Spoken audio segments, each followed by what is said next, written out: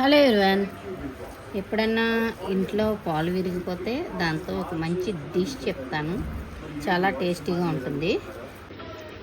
ఆ వాటర్ అంతా స్ట్రెయిన్ చేశాక ఇది ఉంటుంది కదా డవ్, దీన్ని అంతటినీ ఇగో ఇలా నేను చూపిస్తున్నట్టు మెత్తగా పిసుక్కోవాలి బాగా. ఇంకో ఈ డవ్ని ఇలా బాగా మెత్తగా కలుపుకున్నాక చిన్న చిన్న ఉండల కింద చేసుకొని దాని తర్వాత cube. I know how to make cubes. This is not cubes. ఇలా చిన్న చిన్నగా ఒత్తుకొని పెట్టుకోవాలి. తర్వాత ఒక గిన్నెతో నీళ్లు పెట్టుకున్నాను పొయ్యి మీద. అండ్ ఇందులో కొంచెం పంచదార వేసుకొని షుగర్ సిరప్ తయారు చేస్తున్నాను. ఇప్పటికన్నా అర్థమై ఉంటుందా నేను ఏం చేస్తున్నాను? రసమలై చేస్తున్నానండి. షుగర్ సిరప్ రెడీ చేసుకుంటున్నాను. మన వాటర్ బాగా బాయిల్ అయినాయి, వేపర్ కూడా వస్తున్నాయి కనిపించట్లా. ఇగో మనం రెడీ చేసి పెట్టుకున్నాం కదా ఈ రసమలై, ఇవి ఇప్పుడు వాటర్లో వేయాలి, బాయిల్ చేయాలి.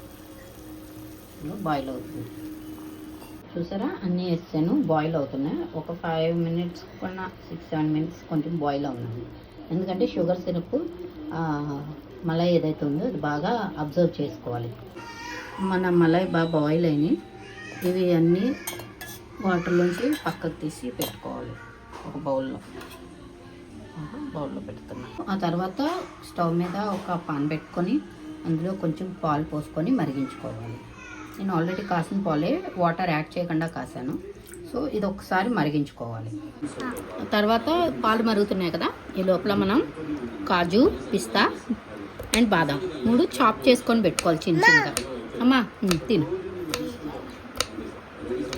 పాలు మరుగుతున్నప్పుడే ఇందులోనే కొంచెం ఈ చాప్ చేసి పెట్టుకున్నాం కదా బాదం, పిస్తా అండ్ కాజు అన్నీ వేసుకొని ఒక్కసారి కలుపుకోవాలి. అండ్ ఇందులో ఫుడ్ కలర్ వేస్తారు, ఎల్లో కలరు. నేను ఆ ఫుడ్ కలర్ అయితే అవాయిడ్ చేస్తున్నాను, ఎందుకంటే పిల్లలు తింటారు కనుక. ఇందులో కొంచెం చక్కెర కూడా వేయాలి, ఎందుకంటే స్వీట్నెస్ కోసం. నేను చక్కెర వేస్తున్నాను, స్వీట్నెస్ కోసం చక్కెర వేసి కలపాలి కొంచెం బాగా. అందులో చక్కెర బాగా కలిసింది. ఇప్పుడు మనం ముందుగా తయారు చేసి పెట్టుకున్నాం కదా ఈ మలై, ఇవి ఇప్పుడు ఇందులో వేసుకోవాలి. స్టవ్ ఆఫ్ చేసేయాలి, అయిపోయింది సరిపోద్ది.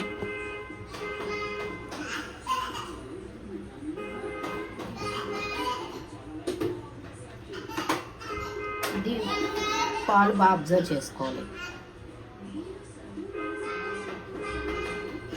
పాలు బాగా అబ్జర్వ్ చేసుకుంటాయి. వేడిగా ఉన్నాయి ఇవి, పాలు కూడా వేడిగా ఉన్నాయి. అండ్ వాటర్లో బాగా మరిగినాయి కదా. ఇది బయట ఫుడ్ కలర్స్ వేయడం వలన బాగా కనిపిస్తుంది మనకి. ఫుడ్ కలర్ వేయట్లేదు కనుక ఇలాగా ఆఖరణ మిగిలిన కొంచెం బాదం పిస్తా ఉన్నాయి కదా ఈ పలుకులు, ఇవైతే వేసుకోండి ఇలాగా గార్నిష్. ఆ తర్వాత చల్లారాక ఒక 1 అవర్ ఫ్రిడ్జ్లో పెట్టుకుంటే కొంచెం కూల్గా తిన్నప్పుడు బాగుంటుంది. ఒక బౌల్లోకి అయితే నేను ఈ రసమలై అంతా తీసుకున్నాను. ఇది చల్లారిన తర్వాత ఫ్రిడ్జ్లో పెట్టుకోవాలి 1 అవర్.